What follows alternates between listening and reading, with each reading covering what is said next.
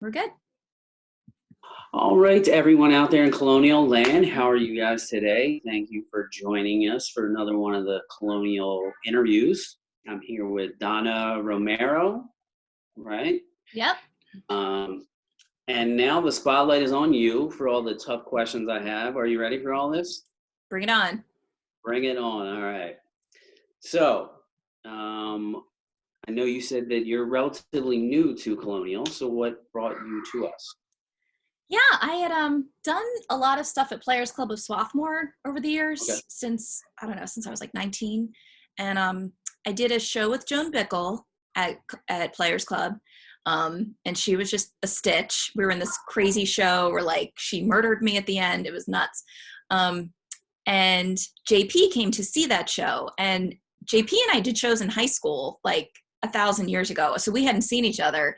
And after the show he's like, oh my god, like I totally remember you. And so we were catching up, what have you been up to? And he was like, well, I'm the artistic director at Colonial Playhouse. You should come down and try out sometime. I was like, Colonial, where's that? And he's like, oh my god. So I feel like that's always, it's so funny, like Colonial's been around forever and it's this little secret. So a couple years went by, and then like I saw him at our high school reunion. He's like, hey, DK, when are you coming to try out for Colonial? And I was like, oh yeah, I should, I know. And this past year, or I guess last year, they had auditions for The Sting, and I had never seen the movie. I can't believe I had never seen it. I never saw it either. Okay, yeah. I mean, I feel like it was this. We were so little when it came out. Maybe that was it. Whatever. I was like, let me just go for it. Like, I don't know anything about the show. I don't know anything about this theater. Let me just go and try out and see. And I got cast, and it was such a welcoming environment from day one. I remember after the audition, people were like high-fiving me, and oh, that was great. That was so. I'm like, oh my gosh, this is like such a sweet place. Our cast was so fun. It was a huge cast and super diverse. We had like Allie, who was 19, all the way up to George, who was like, I don't know, he's like close to 80. And that was just a trip. We were all from different backgrounds and, had different opinions, but it was just such a fun cast and such a fun experience. And I was like, I was hooked. And then I did the vagina monologues, and I did the quickies, and I did the 24-hour play project. And this year I've just been helping out, with concessions and stuff. But my daughter loves to come. That's like her new favorite thing, to go and help solve concessions at Colonial. So, yeah. So with that being said, what started your journey into theater?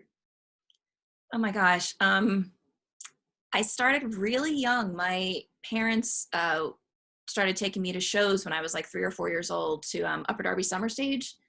Okay. And I was just hooked. I loved it. And, as soon as I was old enough to be involved with it, I was a huge theater geek all through school.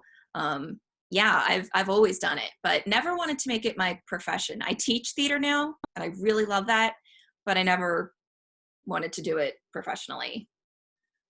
Oh, okay. I might have to come to one of your classes and get a few acting. So do you have a specific genre that you prefer? Comedy, drama? I mean, I love musicals because that's what I grew up with. Okay. I don't have a very good voice. I like to dance. I like to sing, but I'm not very good. But I do love musicals. So, I always did them when I was little, and I love to see them. Now, I mean, as a teacher, I love shows that make you think a little bit. Like, they can still be funny, but shows that just kind of make you, something like Clybourne Park. I was really kind of impressed that Colonial did that a few years ago. Oh, yeah. That's a play where you're like, like it really, it challenges you a little bit. Right. Yeah, that was a good one. So you're saying that you've helped a little bit backstage with and things like that. Do you have any ambitions to maybe direct, or? It's funny, I just did a little bit of Colonial last year, and then a couple people were like, hey, why don't you run for the board? And this, and I was like, oh. I think because I teach and direct during the day, like that's my job. I like to be on the other side, acting. Do you know what I mean?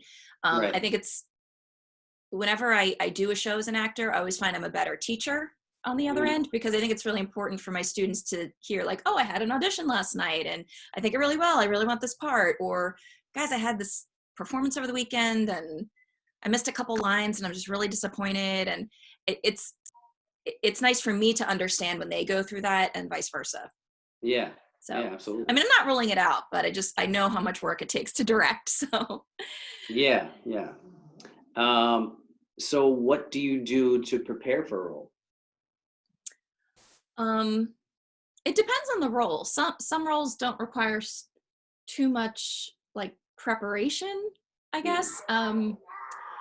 But when I did the vagina monologues last year, I did the character who, has basically been like horribly raped, through the wars. And that was a tough one. But I said, I got to do some research. So I found some old Time magazine articles about, the women that this piece was written about. And when Lauren was directing me, I said, do you want an accent? She said, well, let's try it. I was like, oh geez, how do I do a Bosnian accent? So that was, that took, it was so funny. It was just one monologue, but that probably took a lot more preparation than other roles that I've had to play. Okay. Mm-hmm. I'm sorry for the intruder, but you're stealing my attention. So she's like got to be all up in it. Oh my gosh. What play can we do where she can be in it? We have to do Annie or something so she can be up on stage. Yeah, I don't know. The only problem is that if I'm not on stage, she won't stay out there. Okay. She'll just be following me all over the place. Oh. Now, is there anything in theater that you take from the stage and apply it in real life? I was an only child for 10 years. My sister and I are 10 years apart. And,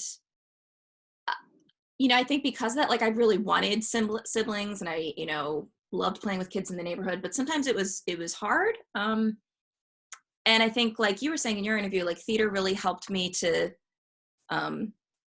build relationships. Like when you're in a cast, it's like an immediate community and you're going to get to know each other really quickly, really well.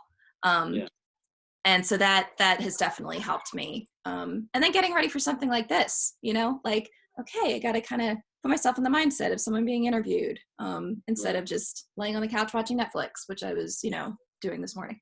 Yeah. Now, do you have any secret talents other than acting? I guess it's related to acting. I've been told I do really good impressions. So you saw a little taste of my JP impression, although Jack Kramer's is the best. He does the absolute best impression of JP I've ever seen. Have you seen it? Can we get a little Jack Kramer impression? Jack Kramer. I'd have to be dancing. Oh, hey, yeah. Hey, everybody. That's What's good. That? Okay. Yeah, there's my Jack. We just need a little New Kids on the Block in the background. Right? Yeah. So it seems like there's like 6 degrees of separation when it comes to JP Timlin. He seems to be pulling everybody over. Isn't it funny? So many people I talk to, like, JP brought me in, or Jimmy Copeland. I feel like he's the other one that kind of recruits. Yeah. Yes. Now, do you have a dream role? Ooh. I'm at sort of a weird age. I'm 43 and like there's some parts I've kind of aged out of, right. But I feel like there's some parts that I don't think I'm old enough for just yet. Like, right. But I'll go with like Lady Macbeth in Macbeth. I think that would be super cool. To kind of like go around stage with bloody hands. Is it snowing? It may be. Oh my gosh, it's snowing in May. Yeah, of course. That's crazy. Between that and killer hornet bees or whatever the heck's coming, it's craziness. Yeah, where are the locusts? Like, like we're getting all the plagues. Yeah. So do you have any advice for someone stepping on stage for the first time? Before I wrote these questions, I didn't know you were a teacher, so I guess you do have plenty of advice to give. Yeah, I think connect to the text, like really dig into the text first. And, good playwrights will give you gifts, I call them. Like, I love stage directions. I love a lot of stage directions because it kind of like does all the work for you. Like he enters stage right. he slumps down, puts his face in his hands, like, okay, yeah, I don't have to do anything. Like it's all written for me. Yeah. So pay attention to the text, and make choices. Make a lot of choices. I think some actors just want to be directed, like just director, tell me what to do. But I like when an actor kind of tries something out and it works or it doesn't, but make some sort of choice. Yeah. Go big or go home. Yeah. Yeah. So did you have anything coming up? Anything that you planned on auditioning for before all this, or? No, I was supposed to do a play at Players Club, and then, I'm a mom. I have 2 small kids, and things were just kind of getting really crazy busy in our, school and home life. Yeah. And I was like, oh, I have to bow out of this one, and it really killed me to do that. I usually only do 1 show a year. Okay. Just working full time and being a mom. So it was what I liked about Colonial after I did the Sting, like, there are opportunities for you to still be on stage and still be involved that don't require so much commitment, like the quickies. Right. We had like 2 rehearsals and then boom, it was tech week. I'm like, oh my God. But yeah, I didn't have anything in the pipeline. I was just going to kind of wait and see in the summer, like what auditions were coming up, and I guess just kind of wait. My students' plays were canceled, so that's kind of been a bummer. And where do you teach? Friends Select. It's a Quaker school in Center City, like 17th in the Parkway. Oh, okay. Yeah. Nice. Yeah. So what have you been doing to keep yourself occupied other than teaching and, because you're teaching online, right? Yeah. Teaching drama online has been interesting. Yeah. Even you've been starting to rehearse on Zoom. Yes. First it was like, how are we going to do this? And we're figuring it out. It's actually like I started to see some plays that were filmed on Zoom, which has been really interesting. Yeah. So I've been doing a lot of that, a lot of research and teaching, and then, kind of making sure my kids are at school on their computer. Yeah. And I've been doing some cooking, which is actually surprising because my husband is the cook in the family, but I've been doing a little bit of cooking. I've started knitting, which I never did.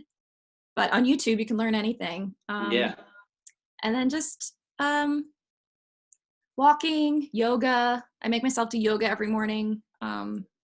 So yeah, I find things to occupy myself. But I also let myself just chill out because I don't want to fall into that, mindset we were talking about before. Like, oh, you got to keep busy. You got to be productive. Like, it's okay to just chill. Yeah.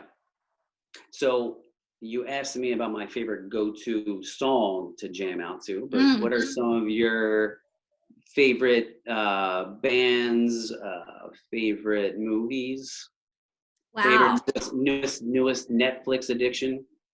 Well, I'll start with Netflix. I just watched Unorthodox. I just finished that. It's about a woman. She's like 19 years old and she's in an arranged marriage in Brooklyn. She's an Orthodox Jew and she escapes. And I was fascinated by that. I really didn't know anything about that culture at all. Yeah. And that was really cool. Favorite bands. It's funny. I feel like so much of our musical tastes are formed in high school and college. Mm-hmm. Like, I feel like most of the music that I'm making a lot of playlists lately, and it's a lot of stuff I listened to in high school and college, like the Indigo Girls and The Cure and U2 and Dave Matthews, like just bands I don't even listen to currently, but it's like comfort food to hear the songs from your 20s. Yeah, that being said, my go-to jam in the car is My Baby Takes the Morning Train. Do you know that song? Is it Sheena Easton? It's like from the 80s. It's so stupid. It's the stupidest lyrics, but it comes on and I just scream it out. Like, it's ridiculous. That's great. Yeah. Now, this is part of a conversation I had last night with some Zoom happy hour with some friends. Mm-hmm.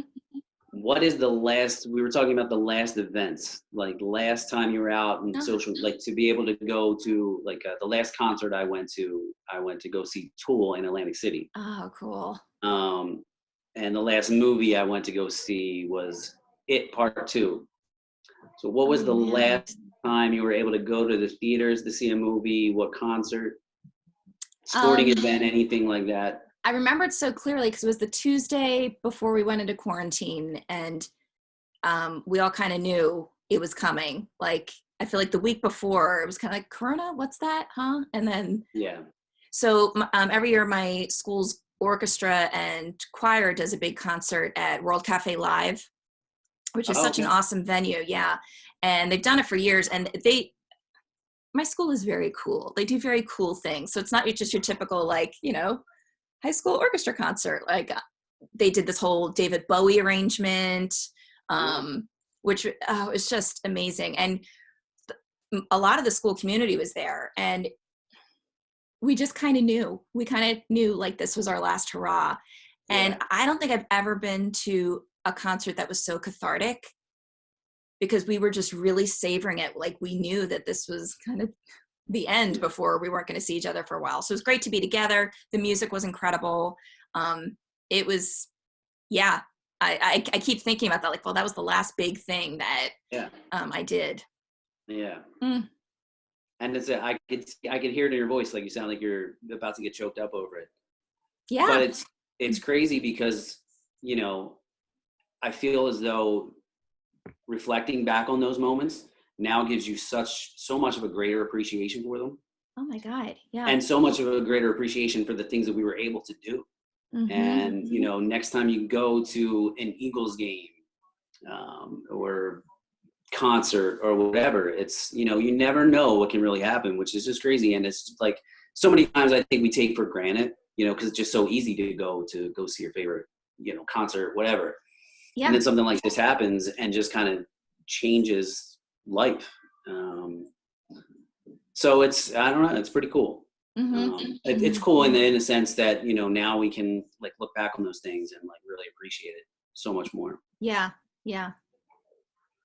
Oh, So no plans moving forward as far as the theater? not until the theater's open again, Wait and see. but I'm really curious to see how theater companies kind of sustain themselves through this time. And it's been really cool to see, like, saying some of these live performances are being streamed. This play I saw a couple weeks ago, it was a play about a family meeting on Zoom, like having a family reunion on Zoom. And that was it. It wasn't like they were pretending to be anywhere else. It was like, she's in her apartment, he's in his living room, she's, in the upstairs bedroom, and they're all Zooming together. And when I first started watching, I'm like, how is this going to be dramatic? How is this going to be interesting? And I watched it for like an hour and change, and I was like teary-eyed at the end. Yeah. I'm like, theater's so powerful. Like, it, of course, you want that communal experience, but right. I think we're going to find out ways to do it in a different way. It's going to look different. Yeah. Yeah. So I guess I'll end that with the question that you asked me. What are your plans? What are your big plans, big moment once we're able to get back in the world? What is the first thing you want to go do? Well, my sister is expecting her first baby in July. And that's my first, that's my first nephew. We actually just had a drive-by shower for her today, which was really fun. I feel like that's been sign of the times, these like drive-by birthday celebrations. And so the baby's due in July, and I really hope I'm able to hold him and help her out and celebrate him. I would love for us to have like some sort of big family barbecue, like, you were saying, where we can all meet the baby and pass the baby around, and everything's back to normal. Yeah. Well, hopefully it'll be sooner than later. Oh, I know. Congratulations on the net. Did you say it was a boy? Yeah, she's having a boy. Okay. Congratulations on the nephew. Yeah. Well, it's been nice meeting you. Nice chatting with you. Yeah. I can't say that we ever met, so I was like, how am I going to interview someone? No, I've never seen her in anything, or at least I can't remember. So it's crazy, but hopefully we'll be able to work together in the future or see each other in the theater. Yeah, I feel like the first audition Colonial has, the theater's going to be packed, because everyone's just going to be so anxious to do something. Yeah, it's really sad because I know they were planning a big, I think it was the 20th anniversary of the Quickies. Yeah, summer, that's right. It's supposed to be the best of. Yeah, and I was really, really, really looking forward to that because it's such a unique thing to do, and it was really, really. I mean, I haven't done a lot of full shows, Yeah. but I'm always involved in the quickies. I've done them almost every year. Mm-hmm. So I'm gonna miss that. Yeah. Yeah. Yeah. My But first one was last year, and it was just like a fun way to like kind of end the season and end the school year. Um, that was the first one I didn't do. I directed actually the one. okay. That's right. That's right. The fake Yeah. news one? Yes. Is that okay? Not fake news. Yeah. Yeah. Well, on that note, stay safe. Yeah, you And too. again, hopefully we'll run into each other at some point in the theater. Yeah. Yeah. Thank you. You're welcome. Take it easy.